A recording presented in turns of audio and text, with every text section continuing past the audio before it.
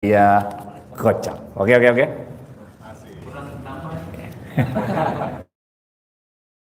Imam Syafi'i radhiyallahu anhu mengatakan kemuliaan manusia itu terletak pada 3 hal. Oke, kita bahas dikit nih, biar ente nggak lupa. Kemuliaan manusia itu terletak pada 3 hal, kata Imam Syafi'i. Yang pertama, kata Imam Syafi'i, kemuliaan manusia itu terletak ketika dia mampu menyembunyikan kemiskinannya, mampu menyembunyikan kefakirannya, sehingga orang-orang sekitarnya selalu melihat dia sebagai orang yang selalu berkecukupan. Ada yang ngomong sana sini, benar gak?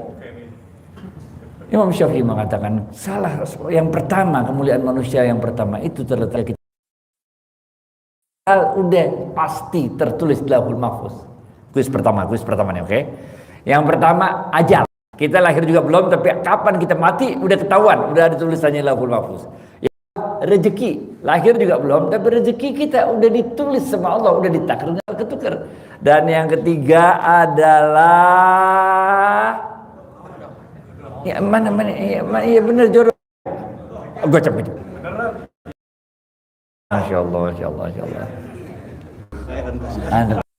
Kita miliki, nggak usah ribetin apa yang belum kita miliki, karena Allah berfirman dalam Al-Quran, kuis kedua, la in syakartum la azidan. Gocap. Siapa yang dapat mensyukuri nikmat yang aku berikan padanya, maka insya Allah akan aku tambahkan nikmatku padanya. Ini banyakin syukur, hidup banyakin syukur. Sa'labah radhiyallahu anhu, ini sahabatnya Rasulullah SAW. Beliau ini hidupnya miskin, benar ya? Sehingga Sa'labah berulang kali minta sama Rasulullah SAW, ya Rasulullah, doakan aku supaya kaya. Berulang kali. Rasulullah SAW mengatakan, udah cukup dengan yang ini aja, udah cukup, syukurin aja apa yang ada. Tapi sahabat terus juga minta pada Rasulullah SAW agar didoakan menjadi orang yang kaya. Apa jawaban Rasulullah SAW kepada Sa'labah? Akhirnya Rasulullah SAW mengatakan, wahai Sa'labah, ketahuilah rezeki yang sedikit yang dapat engkau syukuri itu lebih baik daripada rezeki yang banyak tapi tidak dapat kita syukuri. Benar gak? Itu sebabnya dalam Islam yang penting itu bukan banyak harta, tapi yang penting itu keberkahan dari rezeki kita itu. Itu sebabnya kita diajarkan sebuah doa yang sangat terkenal di Indonesia, tapi salah kaprah, ini dianggap doa mau makan padahal bukan. Yang bunyinya adalah Allahumma barik lana fima Rasul mana baca.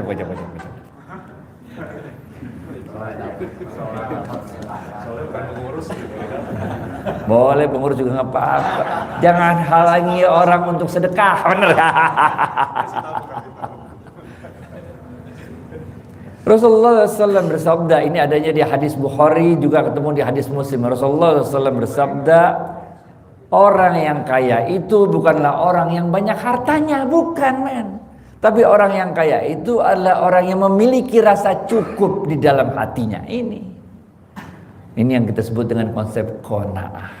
Benar gak? Udah jalanin aja hidup dah. Oke. Yang kedua, kata Imam Syafi'i radhiyallahu anhu, kemuliaan manusia itu terletak ketika kita mampu menyembunyikan kemarahan kita, kekesalan kita, kekecewaan kita, sehingga orang sekitar kita selalu melihat kita sebagai orang yang selalu redho atas apapun takdir Allah kepada diri kita. Ini redho aja hidup. Umar bin Khattab radhiyallahu mengatakan, engkau redho atau engkau tidak redho akan musibah yang menimpamu, musibahnya tetap ada. Ngerti gak? Kita nggak redho juga musibahnya kagak hilang, bener gak? Daripada kita kagak redho, mendingan redho, kata Umar bin Khattab. Karena dengan redho kita dapat pahala, bener gak? Ente redho, ente nggak redho, musibahnya kagak hilang, bener gak? Jalanin aja hidup, bener gak? Dalam sebuah hadis Bukhari Muslim juga Rasulullah SAW mengatakan, sungguh Allah akan memberikan bala demi bala kepada kalian terus menerus, sampai akhirnya ketika kalian bertemu dengan Allah, semua dosa-dosa kalian telah digugurkan oleh Allah. Ini Biasa hidup kayak begitu. Waktu kita masih kecil belajar jalan, jatuh berapa kali, kejedot kepala, benjol berapa kali, bener gak? Jalanin aja terus udah, redo aja dah, emang begitu kalau mau gede, bener gak? Bener gak? Jalanin aja, redo aja, jalanin semuanya. Oke. Karena Allah tadi namanya juga hidup lah, namanya hidup. Tapi Allah janjikan kepada kita yang pertama, Allah janjikan kalau Allah kasih cobaan kepada kita, Allah janjikan kepada kita, kita tidak akan pernah dikasih oleh Allah cobaan yang melebihi kemampuan kita untuk menanggungnya. Atau yang dalam Al-Quran disebut la yukallifullahu nafsan. Yang mana itu? La yukallifullahu nafsan. Udah, panjangan lu. Nggak bakal melewati kemampuan kita untuk menanggungnya, benar gak? Dan Allah memberikan janji yang kedua, setiap kali Allah berikan kesulitan pada kita, Allah pasti akan memberikan kemudahan demi kemudahan. Atau yang dalam bahasa Qur'annya, fa inna ma'al usri yusra, inna ma'al usri. Gocap Pak. Iya gocap. Udah men, redo aja hidup. Waktu itu Allah manggil Jibril, Bril sini Bril, kata Allah. Jibril datang. Coba Bril jalan-jalan ke dunia, Bril lihatin kelakuan anak cucu Adam, kata Allah pada Jibril. Jibril turun, lihatin dah kelakuan anak cucu Adam, macam-macam dah, bener gak? Tapi Jibril itu takjub dengan satu orang laki-laki yang hidupnya ini redo terus. Apapun yang terjadi menimpa pada dirinya, dia selalu mengatakan alhamdulillah. Apapun, alhamdulillah. Ya. Jibril takjub sama orang ini. Jibril balik lagi ngadep sama Allah, lapor sama Allah. Wahai Allah, ada satu orang hambamu itu yang hidupnya itu redok banget. Apa juga yang kejadian, dia selalu bilang alhamdulillah. Maka Allah tersenyum mendengar laporan Jibril. Allah bilang, coba Jibril ente jalan-jalan ke Lauhul Mahfuz. Di situ ada catatan calon penghuni neraka dan calon penghuni surga. Jibril jalan-jalan ke Lauhul Mahfuz, dibuka daftar calon penghuni surga, dicari nama tuh orang, kagak ada. Jibril buka daftar calon penghuni neraka, ternyata nama orang itu ada di situ. Jibril kaget, kok bisa orang seredo itu, orang sebaik itu masuk dalam daftar calon penghuni neraka. Maka Jibril balik lagi sama Allah. Wahai Allah, izinkan aku untuk turun lagi ke dunia. Mau ngapain Jibril, kata Allah? Aku mau memberitahu orang itu agar dia berdoa padamu untuk meminta husnul khatimah. Gampang tuh. Ya, nah ini jamaah masjidnya keren-keren semua. Husnul khotimah men. Makanya kalau di pengajian ibu-ibu tuh, ya Allah biha, ya Allah biha, ya Allah biha husnul khotimah, ya Allah biha, ya Allah biha, ya Allah biha husnul khotimah. Cari husnul khotimah. Allah bilang, oke, turun lagi Jibril nemuin tuh orang. Assalamualaikum warahmatullahi wabarakatuh, katanya. Berdoalah engkau kepada Allah, mintalah husnul khotimah. Orang itu kaget, kenapa? Katanya. Karena aku melihat namamu dalam daftar calon penghuni neraka. Namanya hidup, Pak, Bu. Pak. Ada ibunya ya. Namanya hidup ya, namanya hidup bisa jadi kita seumur-umur itu jadi orang baik, bener gak? Tapi jadi orang baik kan kadang-kadang pegel juga, bener gak? Jadi kita pas udah mau meninggal, mau nyobain dikit jadi orang jahat, bener gak? Giliran nyobain dikit jadi orang jahat, mati su'ul khotimah, bener gak? Tapi bisa jadi hidup itu seumur-umur kita jadi orang jahat, bener gak? Tapi pas mau mati dapat hidayah, tobat, masuk husnul khotimah ini. Itu sebabnya dalam ilmu tasawuf disebutkan bahwa rezeki yang paling rendah itu adalah harta. Karena Rasulullah SAW bersabda, hartamu itu baru menjadi rezekimu apabila engkau lakukan 3 hal.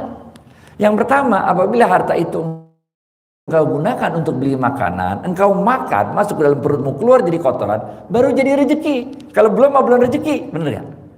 Pernah kan kita mau makan tapi nggak jadi, bener, makanannya jatuh, bener ya? Yang kedua kata Rasulullah SAW, ketika harta itu engkau belikan sesuatu, pakaian, baju, handphone, jam tangan, mobil, rumah, motor, segala macam, kemudian dia akan jadi usang. Dan yang ketiga kata Rasulullah SAW, ketika harta itu kita sedekahkan. Dan inilah yang akan kekal dalam kehidupan kita di dunia dan di yang mana tuh? Akhirat.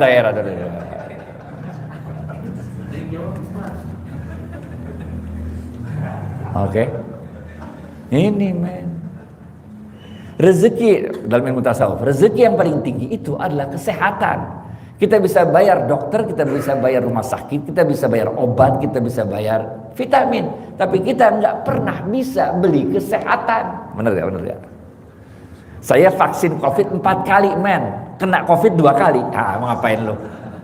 Udah ketat banget udah, bahwa ini protokoler segala macam protokol kesehatan, tetap aja kena. Emang udah schedule-nya kena, bener gak? Allah mengatakan dalam Al-Quran, ma asaba min musibatin illa biiznillah. Tidak ada satu musibah pun yang menimpa kita kecuali dengan izinnya Allah. Iya, Bapak.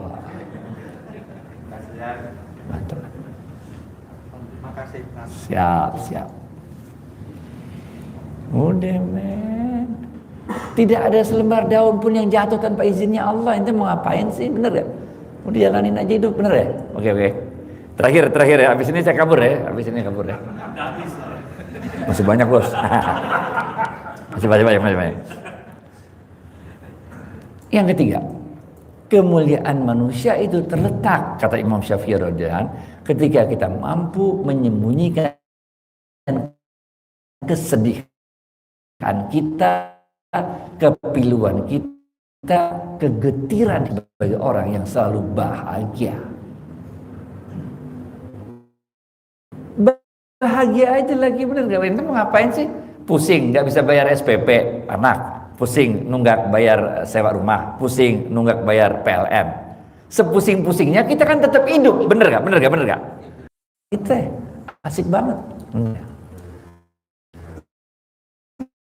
Udah jalanin aja hidup, bahagia aja, bener gak?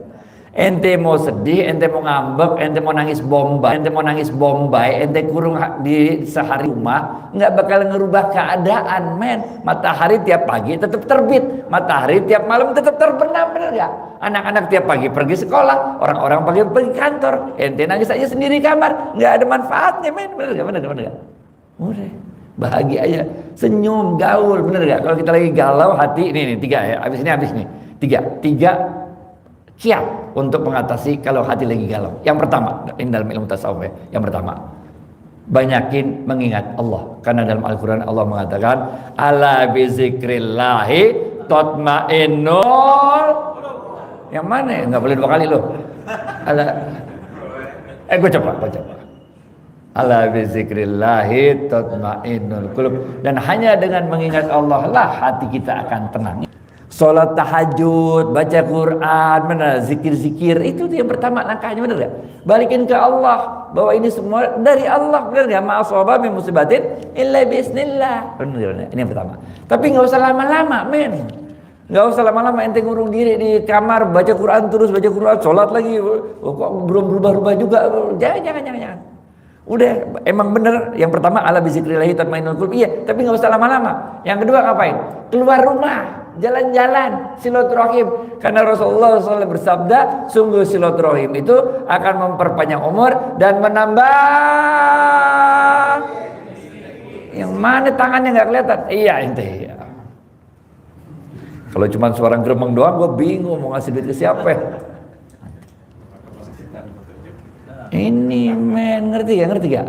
Silaturahim keluar gaul, ngapain di dalam kamar berzikir terus, sholat terus, bener gak?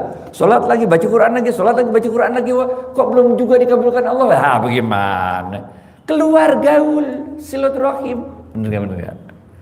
Yang ketiga, selain keluar gaul silaturahim, yang ketiga nih kalau kita lagi gundah, segundah-gundah apa kita pun, seteruk terus, separah-parah apapun keadaan kita, tolong orang lain, ini men. Tolong orang lain, nolong orang lain tuh nggak perlu duit. Bener nggak?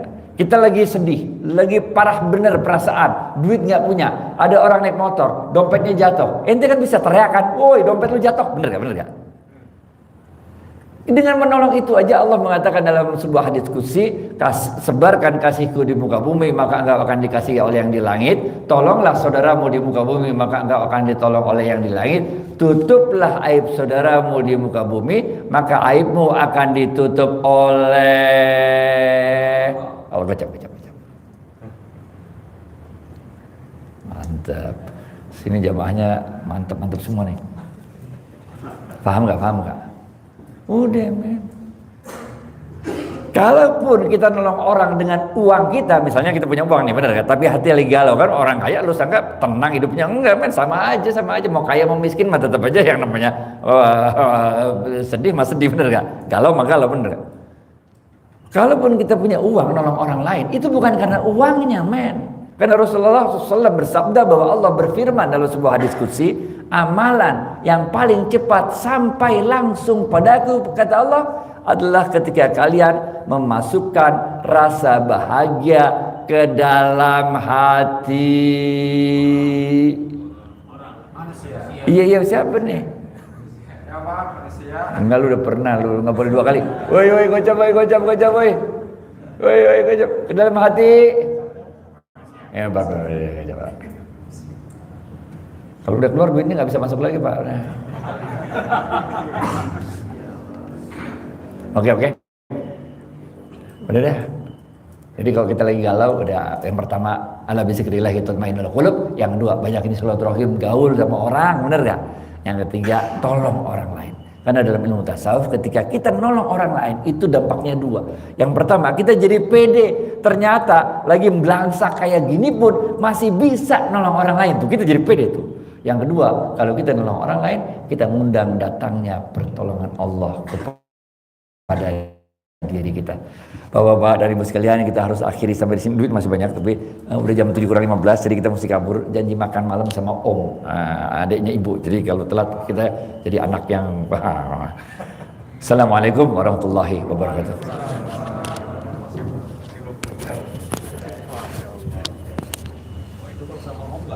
Nyobain lu, nyobain. Nyobain. 5 menit. 20 menit bisa. 5 menit keluar dari samping.